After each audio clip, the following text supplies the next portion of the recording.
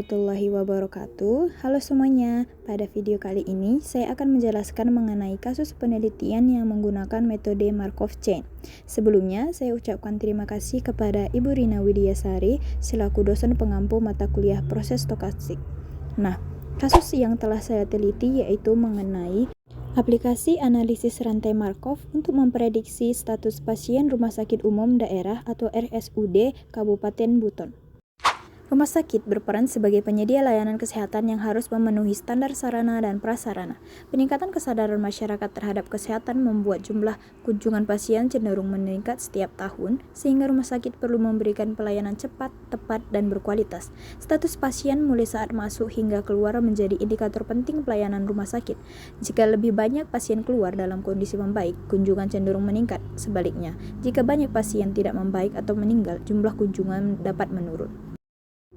Pada penelitian ini, metode rantai Markov dipilih karena 1. Mampu memodelkan perubahan status pasien dari satu kondisi ke kondisi lain. 2. Menggunakan peluang transisi antar keadaan. 3. Efektif memprediksi kondisi di masa depan dari keadaan saat ini. 4. Mampu menentukan kondisi jangka panjang atau steady state. Nah, rantai Markov menggunakan matriks probabilitas transisi yang menunjukkan peluang pasien berpindah dari kondisi yang pertama, dari sakit ringan lalu membaik atau tidak sembuh dan meninggal. Yang kedua, sakit sedang lalu membaik atau tidak sembuh atau meninggal. Dan yang ketiga, sakit parah lalu membaik atau tidak sembuh ataupun meninggal. Metode ini juga dapat menentukan periode ketika sistem mencapai keseimbangan. Selanjutnya, tujuan. Penelitian ini bertujuan untuk, pertama, menetapkan model rantai Markov untuk memprediksi status pasien RSUD Kabupaten Buton tahun 2021. Yang kedua, menentukan model peluang steady state untuk melihat kondisi jangka panjang yang tidak bergantung pada keadaan awal. Penelitian ini menggunakan data sekunder dari rekam medik Rumah Sakit Umum Daerah Kabupaten Buton pada tahun 2021.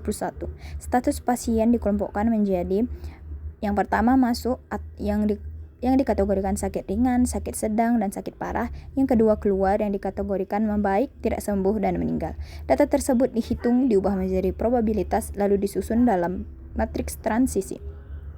Nah, nilai probabilitas diperoleh dari perbandingan jumlah pasien dalam setiap kategori. Matriks transisi awal atau P adalah baris pertama, pasien sakit ringan, baris kedua, pasien sakit sedang, baris ketiga, pasien sakit parah. Nah, matriks transisi memenuhi syarat Markov yaitu setiap baris berjumlah 1. Perhitungan matriks transisi langkah kedua sampai langkah kelima dilakukan dengan perkalian matriks berulang dengan rumus PIJ pangkat N sama dengan PIJ pangkat N kali PIJ sama dengan P pangkat N. Di mana PIJ pangkat N adalah matriks peluang transisi N langkah, PIJ pangkat N kurang 1 adalah matriks peluang transisi N kurang 1 langkah, PIJ adalah matriks peluang transisi 1 langkah. Di mana pada penelitian ini perhitungan dibantu software MATLAB untuk mempercepat proses perkalian. Pembahasan rantai Markov ini menjelaskan bagaimana perubahan-perubahan variabel di dalam sistem itu akhirnya membawa KTJ dalam kondisi yang tidak berubah-ubah lagi. Secara sistematis, KTJ sama dengan P kali KTJ kurang 1, maka kondisi equilibrium akan tercapai jika KTJ sama dengan P kali KTEQ. Selanjutnya, berdasarkan data yang diperoleh dari Rumah Sakit Umum Daerah Kabupaten Buton yang telah dilakukan peneliti, jumlah status pasien yang masuk dan keluar selama tahun 2021 ditampilkan pada tabel. Nah, pada tabel dapat kita lihat status masuk yaitu I dan status keluar yaitu J. Dengan kasus ringan lalu keluar membaik ada sebanyak 480 pasien, status ringan dalam keluar tidak sembuh sebanyak 18 pasien, status ringan dengan keadaan keluar meninggal ada sebanyak 19 pasien dengan total 517.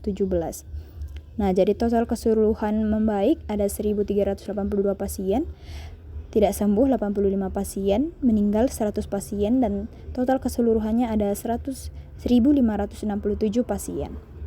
Sehingga berdasarkan pada tabel tersebut diperoleh nilai-nilai peluang sebagai berikut. P11 dengan rumus N11 per NS11 di mana 480 per 517 dengan hasil 0,9284. Nah, 480 ini berasal dari pasien yang status masuk sakit ringan lalu keluar dalam keadaan membaik.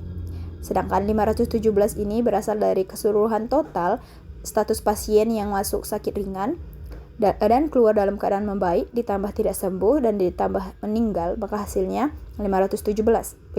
Begitu juga seterusnya dalam mencari P12, yaitu N12 per NS12 sama dengan 18 per 517 sama dengan 0,0348. Begitu seterusnya mencari P1, P21, P22, P23 sampai dengan P33. Maka didapatkan hasilnya pada tabel berikut, yaitu status masuk pasien dalam keadaan sakit ringan dan keluar dalam keadaan membaik ada 0,9284, status masuk pasien dalam keadaan ringan dan keluar tidak sembuh ada 0,0348, dan status pasien masuk ringan keluar dalam keadaan meninggal ada 0,0368, yang dimana jika ditambahkan ketiga keadaan tersebut berjumlah 1. Begitu juga dengan seterusnya, yang dimana keadaan pasien masuk sakit parah dan keluar dalam keadaan meninggal itu ada 0,1204. Nah, jika ditotalkan ketiga keadaan tersebut maka berjumlah 1. Selanjutnya, berdasarkan tabel terlihat bahwa jumlah peluang setiap barisnya adalah 1 dan memenuhi asumsi rantai Markov. Kemudian nilai-nilai tersebut disusun ke dalam matriks dengan formasi di bawah ini, yaitu P11, P12, P13, P21, P22, P23, dan P31, P32, dan P33, yang dimana nilainya yaitu 0,9284, 0,0348, 0,0368, 0,9290, 0,0355, 0,0355, 0,7864, 0,0932, dan 0,1204, sehingga untuk menghasilkan matriks peluang transisi setiap langkahnya dijabarkan sebagai berikut. Matriks peluang transisi langkah kedua yaitu dengan rumus PIJ kuadrat sama dengan PIJ kuadrat kurang 1 kali PIJ, maka hasilnya P kuadrat. Jadi matriks P yang kita dapatkan tadi dikalikan dengan matriks P itu, maka hasilnya 0,9232, 0,0370, 0,0398, 0,9234, 0,0369, 0,0397, 0,9114, 0,0419, dan 0,0467. Begitu seterusnya dalam mencari matriks peluang transisi langkah ketiga, keempat, dan kelima.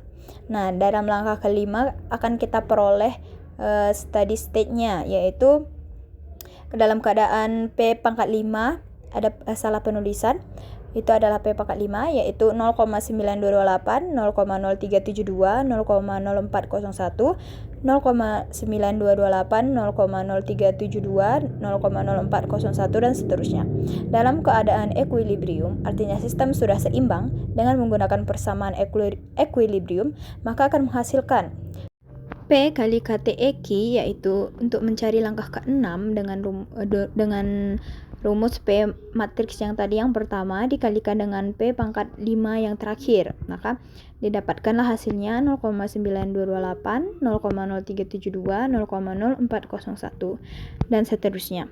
Terlihat bahwa ketiga baris mempunyai elemen-elemen yang sama, jadi probabilitas transisi sudah berada dalam keadaan seimbang pada periode kelima yaitu tahun 2026, dan untuk periode ke-6, ke-7, ke-8, dan seterusnya akan diperoleh matriks yang sama karena proses sudah mencapai steady state. Pada penelitian ini didapat kesimpulan yaitu model rantai Markov untuk memprediksi status pasien Rumah Sakit Umum Daerah Kabupaten Buton dengan menggunakan perkalian matriks transisi pada tahun 2021 adalah P 0,9284, 0,0348, 0,0368, 0,9290, 0,0355, 0,0355, 0,7864, 0,0932, dan 0,1204. Yang kedua, model peluang steady state pada langkah kelima dari perkalian matriks menggunakan software MATLAB sebagai berikut, yaitu P 0,9228, 0,372, 0,0401 sampai dengan baris ketiga.